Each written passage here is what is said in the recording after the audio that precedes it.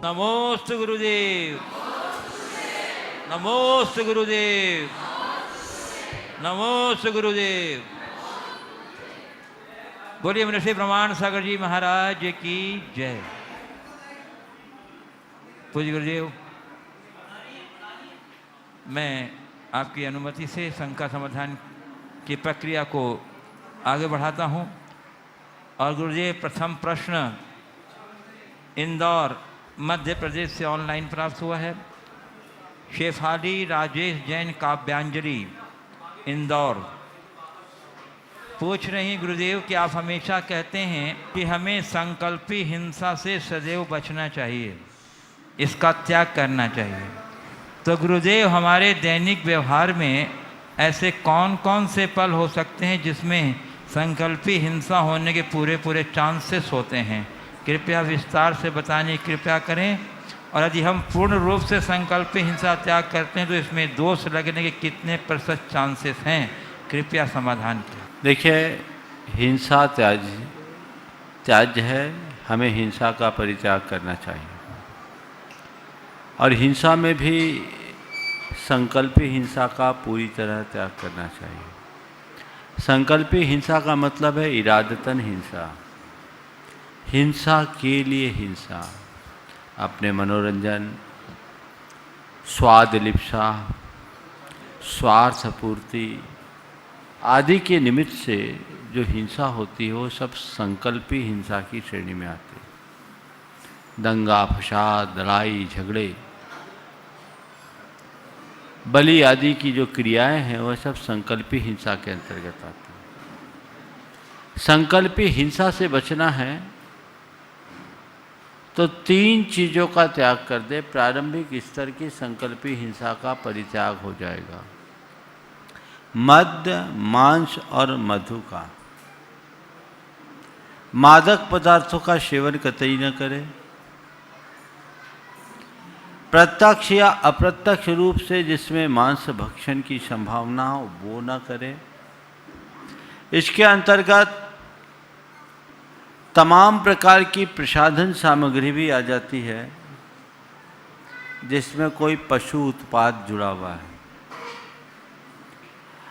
पहनने के वस्त्र आदि की भी यदि आप सिल्क के प्रयोग में ले रहे हैं तो वह संकल्पी हिंसा की पर्याय मानी जाएगी। चर्म निर्मित सामग्री का प्रयोग भी संकल्पी हिंसा की कोटि में आता है। और ये पूरी तरह गैर जरूरी है क्योंकि इसके विकल्प हमारे पास हैं, इनके बिना रहा जा सकता है, इसलिए इनका परित्याग करना चाहिए। जैन धर्म में शहद को भी महान हिंसा का कारण बताया है। 1 बूंद के शहद के उत्पादन में 7 गांवों को जलाने का पाप निरूपित किया गया है। इसलिए इन 3 चीज़ों का त्याग करना सबसे प्राथमिक स्तर पर जरूरी है। और फिर अपनी अपनी भूमिका अनुरूप आप जितना कर सके करें। खान पान में पूरी तरह शुद्धि हो जाएगी, आपका शाकाहार होगा, आपके विचारों में भी पवित्रता आएगी, जीवन भी शुद्ध होगा। पूज्य गुरुदेव, कटनी मध्य प्रदेश से श्री शाश्वत जैन पूछ रहे हैं, गुरुदेव ओम ह्रीम अरहम असिया उषा नमः की जाप देते हैं। मेरी शंका यह है कि जब ओम में ही 5 परमेष्ठी समाहित होते हैं तो हम अलग से ओम के साथ में असिया उषा की जाप क्यों देते हैं? देखिए, मंत्र अलग अलग बनाए जाते हैं, अलग अलग दृष्टि होती है। ओम अपने आप में बीज मंत्र है और अशिया उषा जब हम बोलते हैं तो अन्य बीजाक्षरों के साथ संयुक्त करके उसे विशेष रूप से आराधित करने के लिए किया जाता है। ऐसे एक बात मैं बताऊं, ओम ह्रीम अरहम अशिया उषा नमः ये मंत्र नहीं है। ओम ह्रीम अशिया उषा नमः, ओम ह्रीम अशिया उषा नमः है। मैं पहले ओम ह्रीम अरहम अशिया उषा नमः कराता था, पर अभी जब संस्कृत के मूल पाठों का फिर से विलोडन किया सिद्धचक्र के, तो उसमें ओम ह्रीम अशिया उषा नमः मिला। फिर मैंने मंत्र शास्त्र को देखा तो अशिया उषा के साथ ओम ह्रीम हो तो ओम ह्रीम अरहम अशिया उषा नहीं है, ओम ह्रीम श्रीम अरहम है। तो जब भी आप इस मंत्र को बोले, जो सिद्धचक्र का मूल मंत्र है, ये बहुत बड़ी अशुद्धि वर्षों से चली आ रही है विद्वानों के मध्य। सिद्ध चक्र का मूल मंत्र ओम ह्रीम अरहम अशिया उषा नमः किसी भी सिद्ध चक्र के पाठ में नहीं मिला। मैंने अभी जब संस्कृत के सिद्ध चक्र महामंडल विधान का दोबारा संपादन हुआ तो 7 पांडुलिपियों का अवलोकन किया और मंत्र शास्त्र को भी देखा है। तो जब भी आप सिद्ध चक्र के मूल मंत्र की आराधना करें तो ओम ह्रीम अशिया उषा नमः। चलिए। पूज्य गुरुदेव, मुंबई महाराष्ट्र से एंजिल जैन, उम्र 14 साल लिखा है इन्होंने। शंका इनकी है गुरुदेव कि भक्तामर जी का काव्य है, उसे मौखिक रूप से पढ़ने में जितना पुण्य मिलता है, क्या उतना ही पुण्य उसके लिखित स्वरूप को पढ़ने पर भी मिलता है? देखिए, लिखित स्वरूप को आप पढ़ोगे तो आपकी एकाग्रता ज़्यादा बढ़ेगी। मौखिक रूप से पढ़ने में चित्त इधर उधर भाग जाता है। अभी जब मैं गुरुदेव से निमावर में मिला तो देखा गुरुदेव प्रतिक्रमण देख के करने लगे, जबकि गुरुदेव को प्रतिक्रमण कंठस्थ है। पहले जब हम लोग देखते थे तो जैसे हम लोग मौखिक करते थे, गुरुदेव भी करते थे। तो इस बार मैंने गुरुदेव से पूछा, गुरुदेव प्रतिक्रमण आजकल देख के कर रहे हैं? बोले हाँ, देख के किया करो, उससे एकाग्रता ज़्यादा आती है, विशुद्धि बढ़ती है। और ये अनुभव भी हम लोग, इसलिए अब हम लोग अपने प्रतिक्रमण का पाठ आप लोगों ने देखा होगा पुस्तक खोल के करते हैं। यद्यपि रोज़ दोनों टाइम करना है, इतने वर्षों से करते आ रहे, कंठस्थ है, लेकिन जो चीज़ याद होती है उसको पढ़ने में वो मशीन की तरह चलने लगता है, और देख करके पढ़ने में एकाग्रता ज़्यादा आती है। तो मौखिक रूप से पढ़ने की जगह अगर आप देख करके पढ़ते हैं तो उसका प्रभाव विशेष हो सकता है। पूज्य गुरुदेव, जयपुर राजस्थान से शिवानी जैन पूछ रही हैं, गुरुदेव मेरी बुआ कोरोना पॉजिटिव आई है, अब वह जिस हॉस्पिटल में है वहाँ पर जो खाना आता है वह जमीकंद वगैरह का आता है, और बुआ का इन सब चीज़ों का जीवन त्याग है। इसकी वजह से आज 5 दिन से उनका खाना नहीं हो पा रहा है, क्योंकि वहाँ खाना ले जाना अलाउ नहीं है। ऐसे में अब क्या करना चाहिए? अस्पताल के प्रबंधन से बात करना चाहिए और इसके लिए शासन से कहना चाहिए कि हमारे धार्मिक नियमों का पालन करते हुए हमें भोजन दिया जाए। ऐसी समस्या अनेक लोगों को हो सकती है, समाज के लोगों को भी इस दिशा में पहल करना चाहिए। मुझे पूर्ण विश्वास है ऐसी पहल करने पर प्रशासन ज़रूर उनकी सुनेगा और उनके अनुकूल भोजन होगा। 5 दिन से भोजन न मिलना तो उनके लिए और घातक है, क्योंकि इसमें इम्यूनिटी को सशक्त बनाना बहुत ज़रूरी है। तो इम्यूनिटी पूरी तरह से प्रभावशाली बनी रहे, सशक्त बनी रहे, इसके लिए खान पान जरूरी है। शुद्ध खान पान करें और उनसे जो संभव है तदनुरूप व्यवहार करें। पूज्य गुरुदेव, कटनी मध्य प्रदेश से डॉक्टर विनय जैन कह रहे हैं, गुरुदेव की जिज्ञासा यह है कि हमारे माइंड में थॉट्स क्यों जनरेट होते हैं?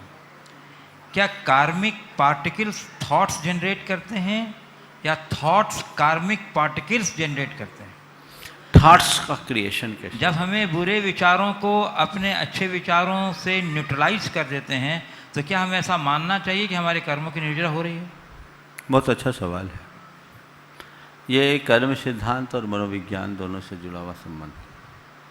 चूँकि प्रश्नकर्ता एक चिकित्सक है, उन्होंने पूछा है कि हमारे अंदर के जो विचार है वो कैसे आते हैं।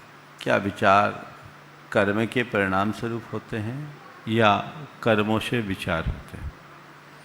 अगर हम मनोविज्ञान और मेडिकल साइंस के हिसाब से देखें तो हमारे पास एक मूड है, एक माइंड है। माइंड और मूड दोनों का संबंध जुड़ा हुआ है। माइंड से मूड अपना काम करता है। लेकिन धर्मशास्त्र की दृष्टि से, खासकर जैन मनोविज्ञान की दृष्टि से अगर विचार करें तो हमारा जो विचार है वो हमारे संस्कारों का प्रकट रूप है। हम मन से, वचन से और शरीर से प्रवृत्तियां करते हैं और हमारी प्रवृत्ति के निमित्त से हमारी आत्मा में वैसे संस्कार जम जाते हैं। वे ही संस्कार कालांतर में फलीभूत होते हैं जो हमारे भाव बनते हैं, भावों से विचार बनते हैं, विचार से प्रवृत्ति बनती है और प्रवृत्ति से हमारा चरित्र बन जाता है, जो हमारे जीवन को निर्धारित करता है। तो कुल मिलाकर के हमारे भाव हमारी प्रवृत्तियों के परिणाम स्वरूप होते हैं और इसमें कर्म एक कारण है। कर्मानुरूप विचार होते हैं और विचारानुरूप कर्म बनते हैं, दोनों एक दूसरे के साथ जुड़े हुए हैं। आपने निर्जरा के संदर्भ में कहा है, तो शुभ विचारों के आरोपण से मन की अपवित्रता को हम दूर करते हैं, ये एक प्रकार की निर्जरा है।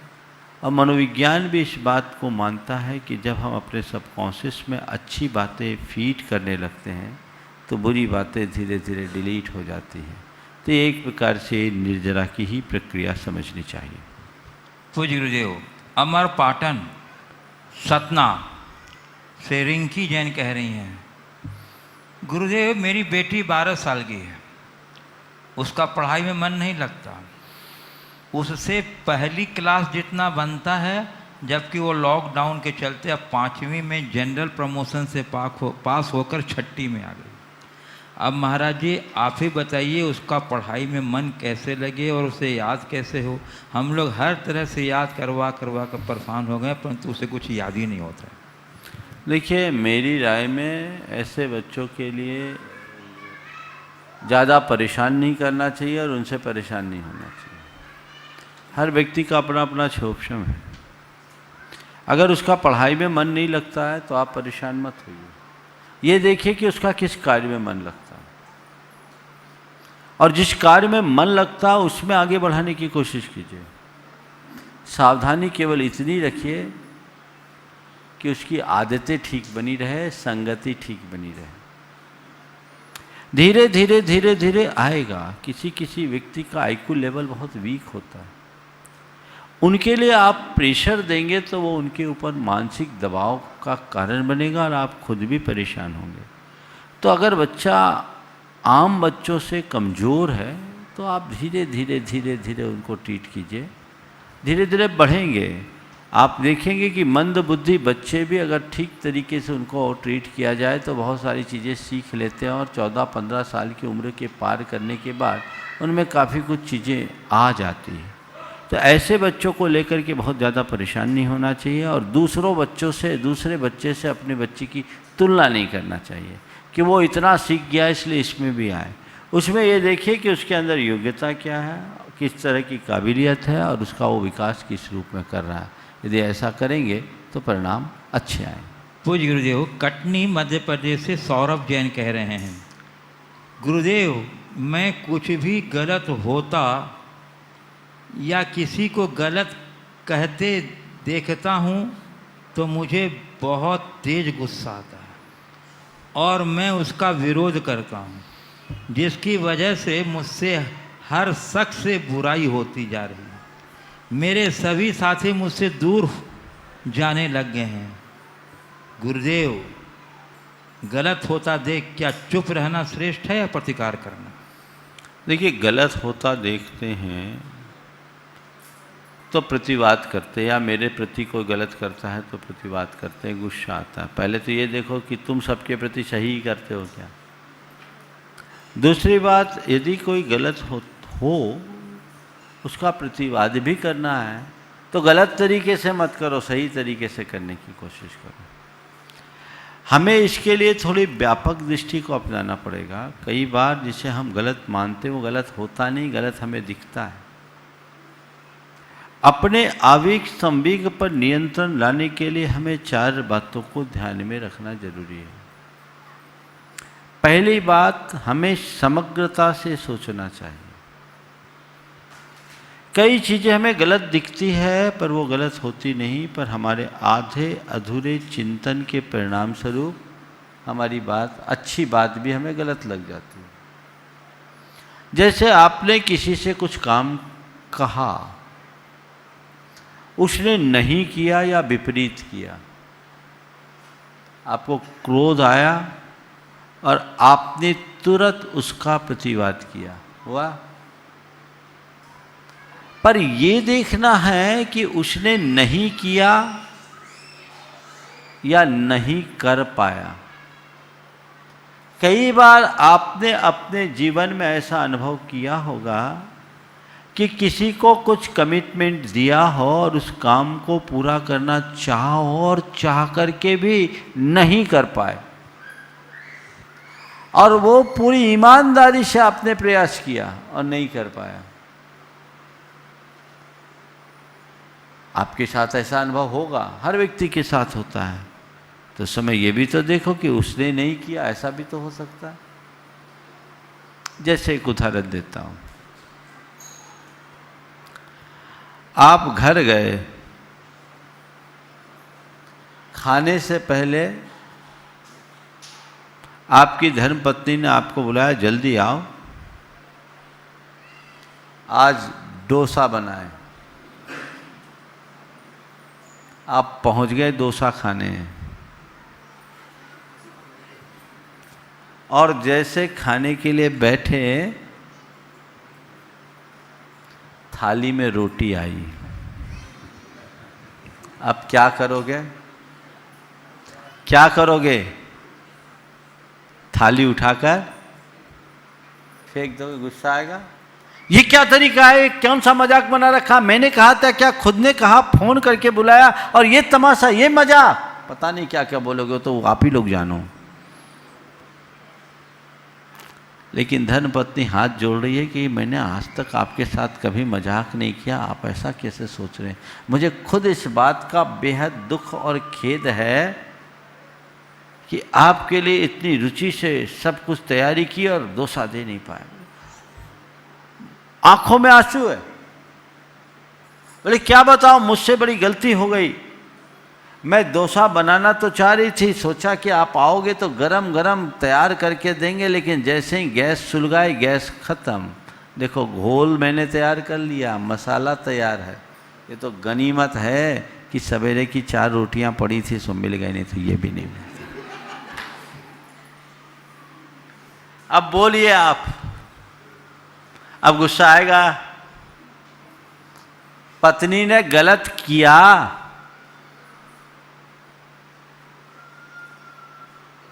तो एक सूत्र लो, जब भी लगे कोई गलत किया है तो सोचो वो गलत किया नहीं, गलत मुझे लग रहा है। सही नहीं किया तो सोचो नहीं कर पाया। समग्रता का चिंतन होना चाहिए। एकांगी चिंतन, आधे अधूरे चिंतन से मनुष्य के मन में क्रोध, झुंझलाहट, गुस्सा या आवेग आता ही है। दूसरी बात, सकारात्मक सोचो, पॉजिटिव सोचो। किसी भी व्यक्ति के विषय में जो गलत दिख रहा है, उसमें भी आपको कुछ अच्छा दिख सकता है। देखने की दृष्टि होनी चाहिए। अगर आप पॉजिटिव सोचोगे ना, तो आपके साथ कोई गलत भी करेगा तो गुस्सा नहीं आएगा। पत्नी ने भोजन परोसा, सब्जी में मिर्ची ज़्यादा थी, उसकी झाल से आंखों से आंसू आने लगे। सब्जी में मिर्च ज़्यादा थी, झाल से आंखों में आंसू आने लगी। पत्नी ने पूछा, क्यों क्या बात है, रो क्यों रहे? बोले, तुमने सब्जी इतनी स्वादिष्ट बनाई है कि उसकी खुशी में आंसू के आंसू आ गए। सब्जी में मिर्च अधिक, उसकी झाल से आंखों से आंसू। पत्नी ने पूछा, क्या बात है, रो क्यों रहे? बोले, क्या बताऊं, तुमने खाना इतना स्वादिष्ट बनाया, सब्जी इतनी स्वादिष्ट बनाई है कि उसकी खुशी में आंसू आ रहे हैं। पत्नी ने कहा, थोड़ी और सब्जी परोसूं क्या? बोले, नहीं, अब ज़्यादा खुशी बर्दाश्त नहीं होगी।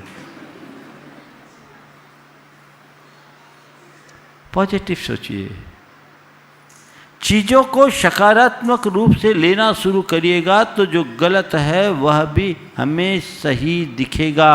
और एक बात ध्यान रखने का है, जिसे हम गलत मानते हैं वो गलत हो, ये जरूरी नहीं।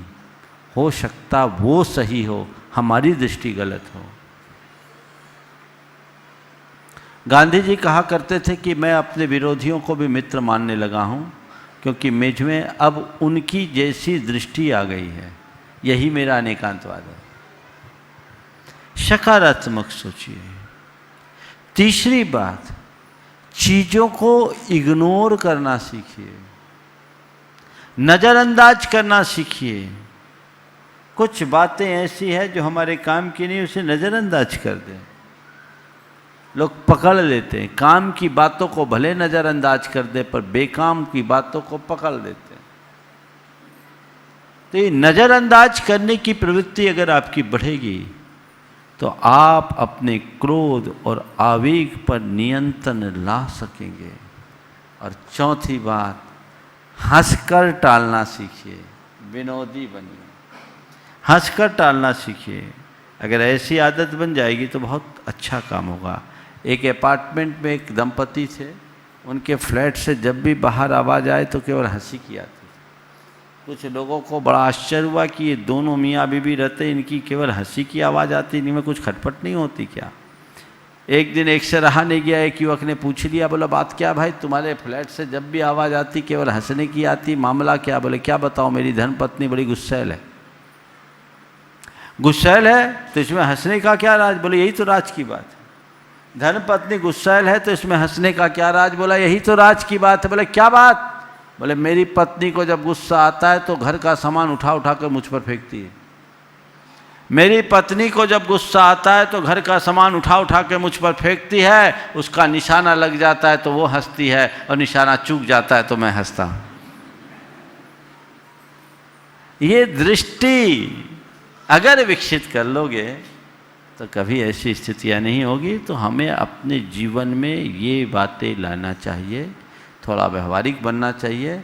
ये मान करके चलें कि मैं सबका निर्धारक नहीं हूँ, सही और गलत का निर्धारण करना मेरे हाथ में नहीं है। हर व्यक्ति में दुर्बलताएं, हमें उन्हीं के बीच जीना है, उन्हीं के साथ रहना है। तो थोड़ा तालमेल बना करके ही जीना चाहिए।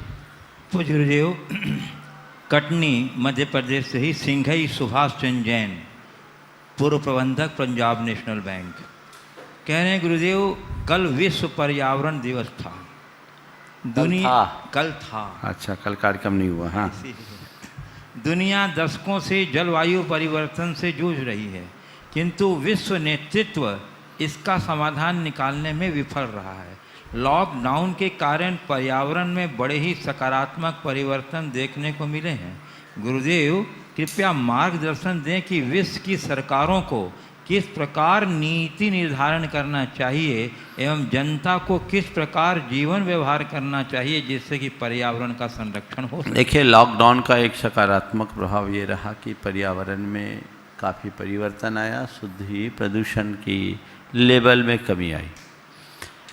मैं तो ये समझता हूँ कि इससे पूरे विश्व को सीख लेना चाहिए, इस पर रिसर्च होना चाहिए, विस्तृत अध्ययन होना चाहिए, और ये सुनिश्चित करना चाहिए कि अभी तो महामारी के कारण लॉकडाउन हुआ, प्रदूषण को नियंत्रित करने के लिए पूरे विश्व में इस तरह की क्या व्यवस्था हो, और वैश्विक स्तर पर जो हमारे अंतर्राष्ट्रीय संगठन हैं विभिन्न देशों के, यूनेस्को आदि या विश्व स्वास्थ्य संगठन आदि, उनको मिलकर के इस पर पहल करनी चाहिए, क्योंकि पर्यावरण ही हमारी सुरक्षा का आधार है। अगर प्रकृति का संतुलन बना रहेगा तो हमें इन महामारियों से जूझना नहीं पड़ेगा, और वो संतुलन खो गया तो हम कहीं के नहीं रहेंगे। इसलिए हमें इस पर विचार करना चाहिए। ये काम वैश्विक स्तर पर होना चाहिए, लोगों को प्रकृति के साथ जुड़ना चाहिए। ये तो हुआ सरकारों की बस की बात। दूसरी बात, लोगों को अपने जीवन शैली में बदलाव लाना चाहिए। मैंने एक दिन कहा था सागर में कि लोगों को पुराने भारत की ओर लौट जाना चाहिए।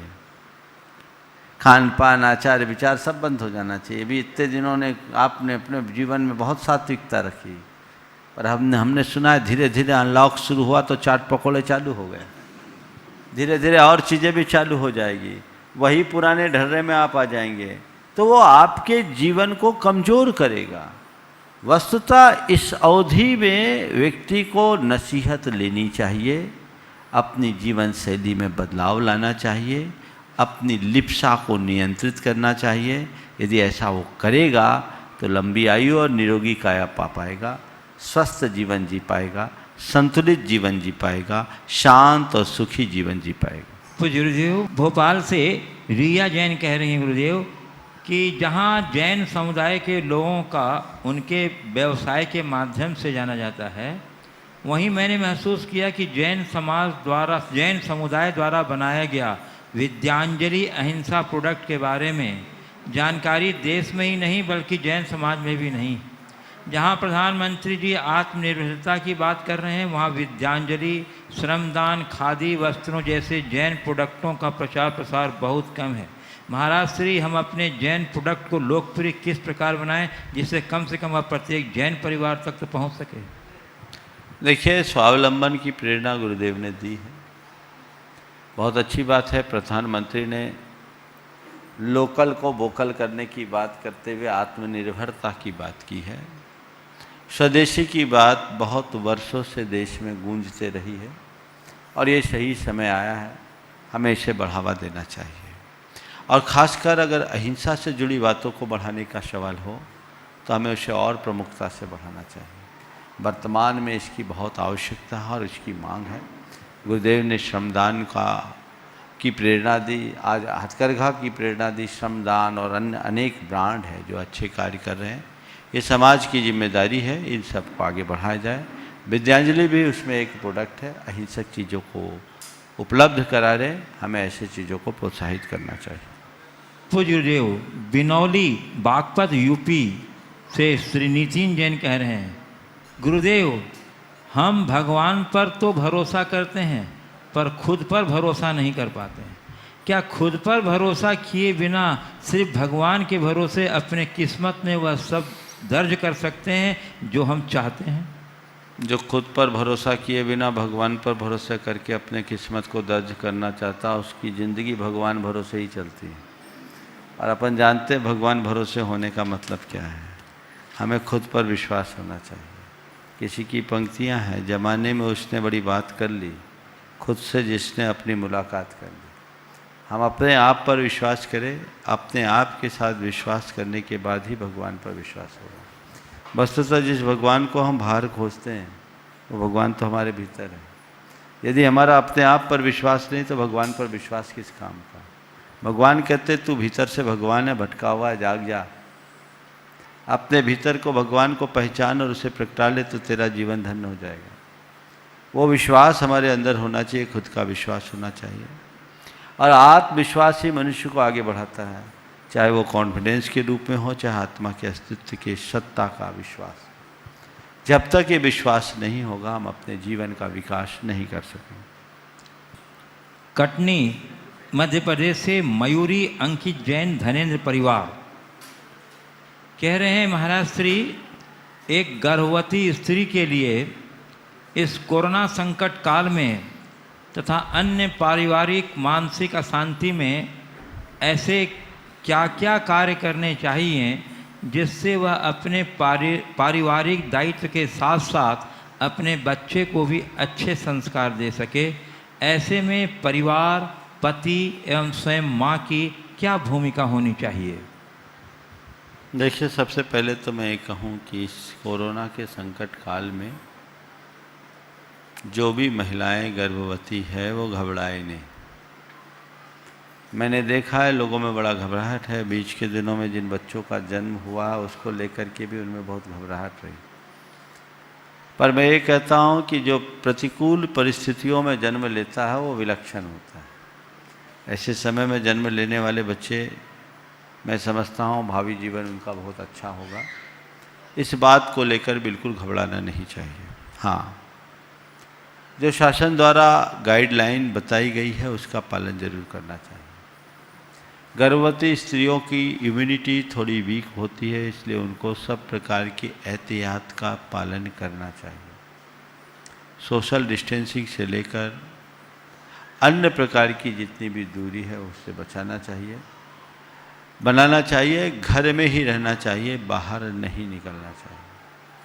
चूँकि ये संक्रामक रोग है, इस समय हमें इसका पूरा ध्यान रखना चाहिए। मन में किसी भी प्रकार का डर, भय, चिंता या संताप बिल्कुल नहीं रखना चाहिए। ये सोचना चाहिए कि सब ठीक हो जाएगा। मेरे पेट में जो जीव आया है वो बड़ा भाग्यशाली है, यशस्वी होगा, चिरंजीवी होगा, पराक्रमी होगा, पुरुषार्थी होगा।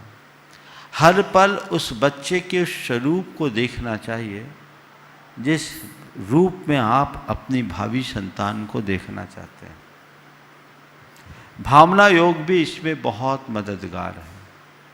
आप वो महसूस कीजिए, अपने बच्चे को खिलता हुआ देखें, खिलखिलाता हुआ देखें, चलता हुआ देखें और अपने कल्पना में उस बच्चे के पूर्ण प्रताप और पराक्रमी रूप को देखें। इससे आपके पेट में पलने वाले बच्चे पर बड़ा सकारात्मक प्रभाव होगा। मन को विशुद्धि और पवित्रता से भर के रखें, किसी भी प्रकार का संक्लेश उत्पन्न न होने दें। अब रहा सवाल घर की जिम्मेदारियों का। शरीर की अनुकूलता के अनुरूप अपनी जिम्मेदारियां निभाएं। आजकल का चलन बदल गया है। हमने तो पहले अनेक ऐसी माताओं से सुना है कि घंटा भर पहले चक्की चलाई है और बाद में डिलीवरी हुई। 2-4 माताएं यहाँ भी उपस्थित होगी। वो पूरा श्रम करते, मेहनत करते थे, उसी में उनकी एक्सरसाइज हो जाती थी। अब चूँकि सारी चीज़ें हमारी प्राकृतिक या नैसर्गिक व्यवस्थाओं के विरुद्ध है, विवाह बहुत लेट होता है और विवाह लेट होने के बाद भी लोग बच्चों की योजना बहुत देर से बनाते हैं, तो उसके कारण बहुत सारी समस्याएं जन्म लेती है और इस वजह से उन्हें डॉक्टरों के चक्कर भी लगाना पड़ता है।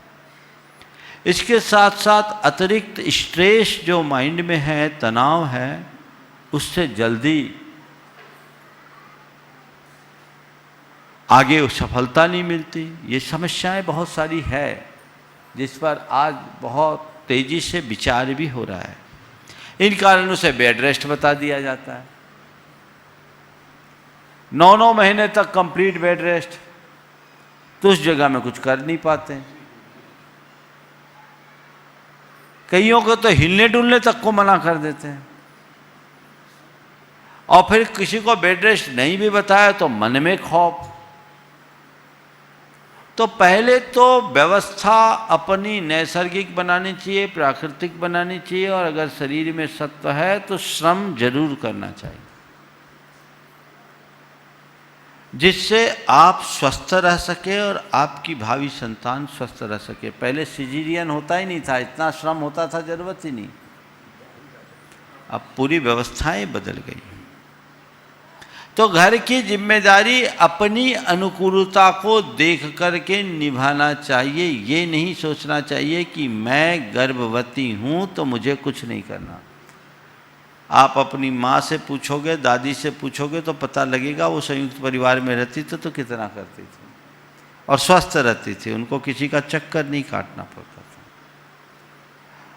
दूसरा सवाल परिवार का। तो परिवार को उन्हें सब प्रकार की अनुकूलता प्रदान करनी चाहिए, उनकी मन की प्रसन्नता को बना के रखना चाहिए, उनमें किसी भी प्रकार का तनाव या अवसाद ना, इसका ध्यान रखना चाहिए। उनके ऊपर कार्य का अतिरिक्त बोझ नहीं पड़ने देना चाहिए, मानसिक दबाव मन में नहीं आने देना चाहिए और अगर सामने वाले का मन किसी वजह से टूट रहा है तो उसे वापस उत्साहित करने का प्रयास करना चाहिए।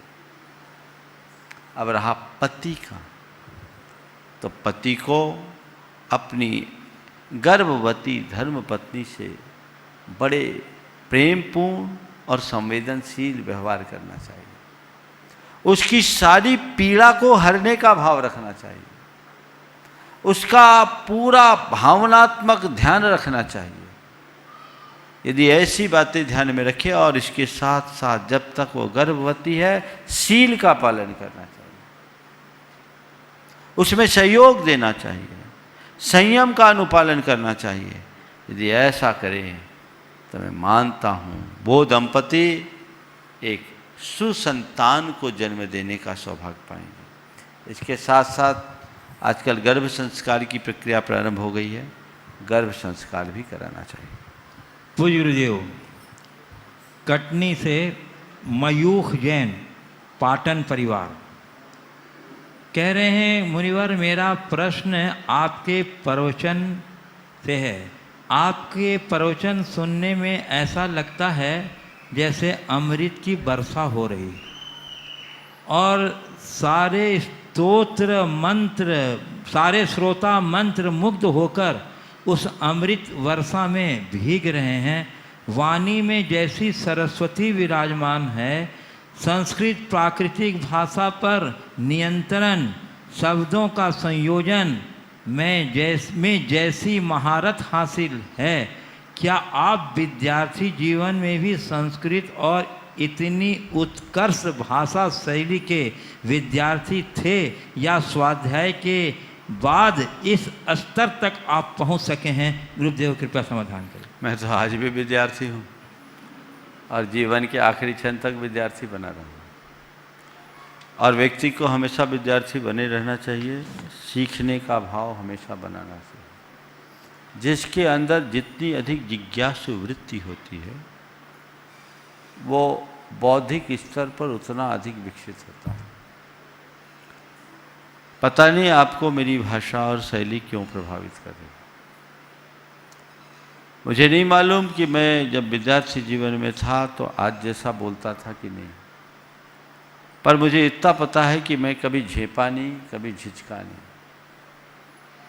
मैं शुरू से हर तरह के कार्यक्रमों में भागीदारी रखता था,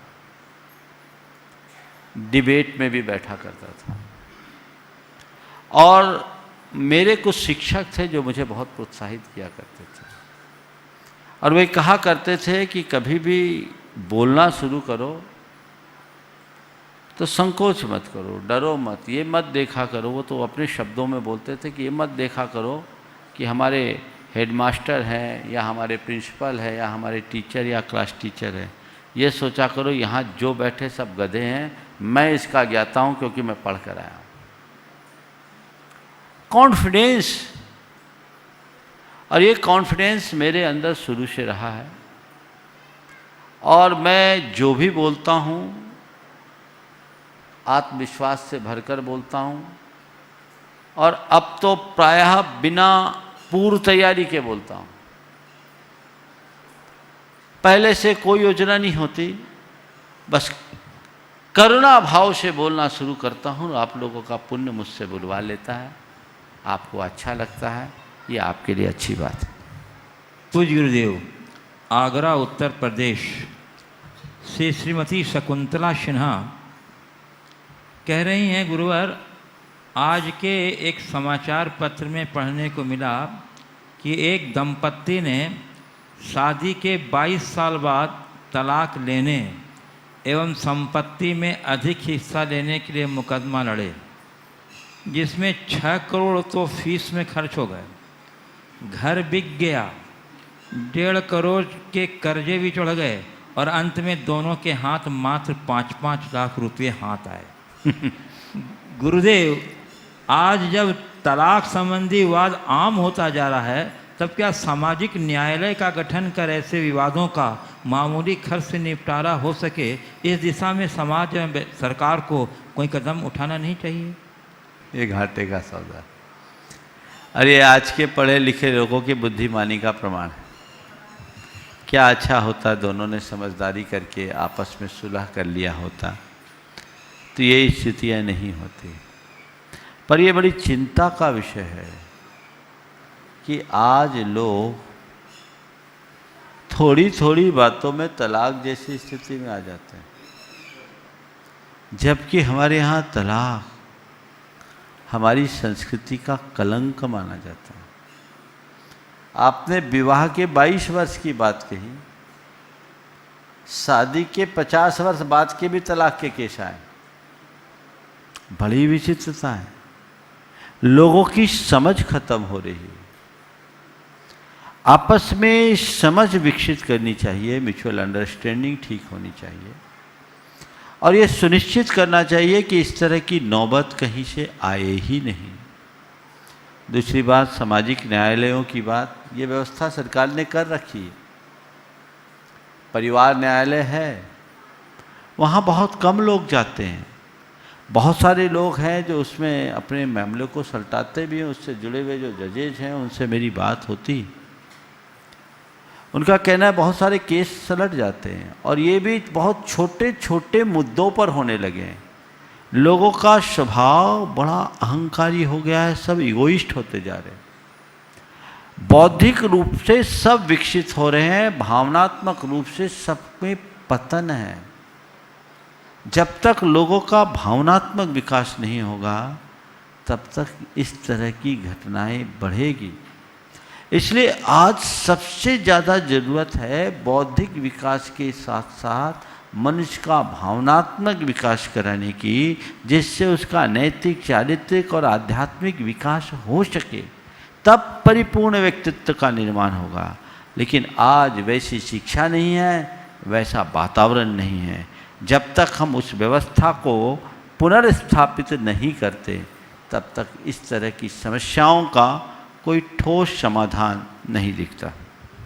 पूज्य गुरुदेव, कटनी से ही श्रीमती सुरभि सतीश जैन, पाटन परिवार, कह रही हैं, गुरुदेव मेरा प्रश्न है कि हम लोगों के द्वारा किए गए अच्छे और बुरे कर्म का मूल्यांकन कहाँ होता है, जबकि जैन धर्म में ईश्वर और परमात्मा जैसी कोई चीज़ नहीं है, स्वयं का बोध ही परमात्मा है। फिर अगर हम बुरे करेंगे तो बुरा जरूर होगा, या कौन तय करता है, हमारे ग्रह नक्षत्र या स्वयं हम?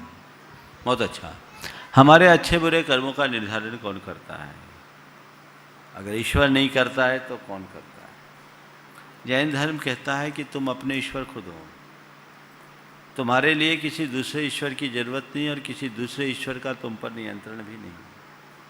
हम जो भी कार्य करते हैं, अच्छे या बुरे, जैसी प्रवृत्ति करते हैं वैसी प्रवृत्ति की छाप हमारी आत्मा में पड़ जाती है, संस्कार के रूप में वो अंकित हो जाते हैं और वे ही कालांतर में पककर हमारे अच्छे बुरे व्यक्तित्व का आधार बनते हैं, कर्म के फल के रूप में। मनुष्य जैसी प्रवृत्ति करता है वैसे संस्कार आत्मा में जुड़ते हैं और जैसे संस्कार होते हैं वे ही कालांतर में पुण्य पाप के रूप में फलते हैं। इसके लिए अलग से किसी ईश्वर या इस जैसे किसी सत्ता की आवश्यकता नहीं। ये स्वसंचालित व्यवस्था है। ईश्वरवादियों ने भी कई स्थानों पर यह बात लिखी है।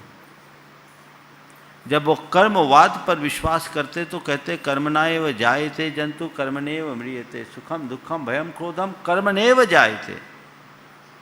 ये भागवत की बात मैं कह रहा हूँ। कर्म से ही जीव जन्मता है, कर्म से ही मरता है। सुख दुख भय क्रोध जो भी है सब कर्म से ही होता है। तो कर्मवाद जब हम बात करेंगे, कर्मवाद को समझेंगे तो हमें किसी दूसरे की जरूरत नहीं। कर्म के रूप में स्वयं एक बहुत बड़ी शक्ति है जो स्वाभाविक रूप से अपना कार्य करता है, उसके अनुरूप फल मिलता है। हाँ, पर इस कर्म की सत्ता का भी विनाश किया जा सकता है यदि मनुष्य धर्म से जुड़ जाए, अपनी चेतना को जान ले, उसे नष्ट करता है। तो उसके लिए अलग से किसी लेखा जोखा करने वाले की ज़रूरत नहीं, किसी ईश्वर की ज़रूरत नहीं। ये अपने आप चलता है और अपने आप फलता है। पूज्य गुरुदेव, अकोला महाराष्ट्र से माही उनावने, ब्रैकेट में जैन लिखा मैंने, कह रहे हैं गुरुदेव इस जगत में अच्छे मनुष्य की पहचान क्या है, जीवन में त्याग करने योग्य क्या है और ग्रहण करने योग्य क्या है? अच्छे मनुष्य की पहचान क्या है, त्याग करने योग्य क्या है, ग्रहण करने योग्य क्या है? देखिए, अच्छे मनुष्य की पहचान तो कई तरीके से की जा सकती है, लेकिन आपने मुझसे आज अच्छे मनुष्य की पहचान की है तो मैं इतना ही कहूँगा, एक लाइन में अच्छा मनुष्य वह है जो कभी किसी का बुरा न करे। वो एक अच्छा मनुष्य है जो कभी किसी का बुरा न करे, वो अच्छा मनुष्य है। आपने पूछा त्याग करने योग्य क्या है और ग्रहण करने योग्य क्या है। बुराइयाँ त्यागने योग्य है और गुण ग्रहण करने योग्य। पूज्य गुरुदेव, अकोला महाराष्ट्र से ही संगीता गवाने, गुरुदेव मिथ्यात के समान शत्रु नहीं, मिथ्यात के समान विष नहीं, मिथ्यात के समान रोग नहीं और मिथ्यात के समान अंधकार नहीं। तो गुरुदेव इस मिथ्यात्व को नष्ट करने का आसान तरीका क्या है, ताकि हम भी अंधेरे से प्रकाश की ओर चलें और हमारे जीवन में सम्यक दर्शन का उजाला हो जाए? देखिए, अंधेरे से प्रकाश की ओर ले चले तो हमें क्या करना होगा? जहाँ अंधेरा वहाँ दिया जलाना, और दिया जलाने के लिए क्या करना होगा? हमारे पास दिया सलाई होनी चाहिए।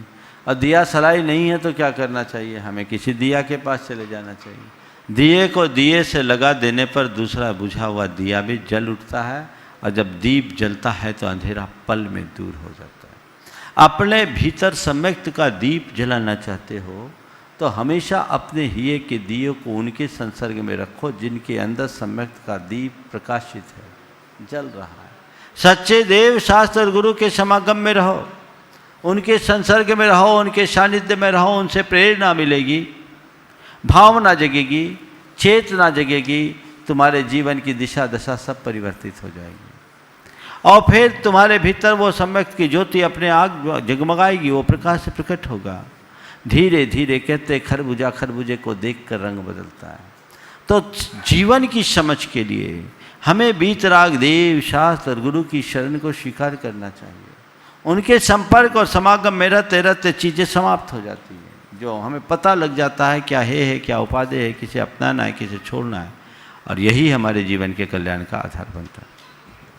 पूज्य गुरुदेव, झांसी उत्तर प्रदेश से सिद्धार्थ जैन पूछ रहे हैं, जब जीवन का युद्ध काल आए तो अपनी शक्ति को संयोजित करके पूर्ण कर्म कैसे करें कि हम निष्कामता के अपने लक्ष्य के लिए कार्य कर सकें और फल की चिंता से दूर रहें? देखिए, जीवन में जब भी युद्ध की स्थिति आए, अपनी शक्ति को पहचाने, उसे हारे नहीं।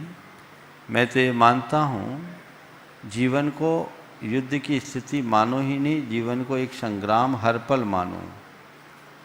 और जैसा होता है कि जब युद्ध होता है तो उस समय व्यक्ति अपनी पूरी शक्ति को संयोजित करके एक दिशा में लगाता है। हम अपने चित्त को अंतर्मुखी बनाने का प्रयास करें।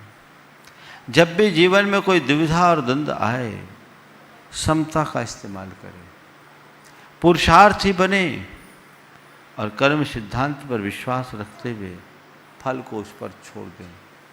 तत्व ज्ञान यदि मनुष्य के अंदर हो तो जीवन के इस संग्राम में उसे किसी भी प्रकार का भय नहीं होगा, चिंता नहीं होगा, वांछा नहीं होगी। वह सहज भाव से अपने जीवन को आगे बढ़ा सकेगा और निष्काम वृत्ति को अपना सकेगा। जो भी आए इसे एक चुनौती माने। युद्ध की स्थिति में युद्ध होता है, चाहे वो भीतर का युद्ध हो या बाहर का।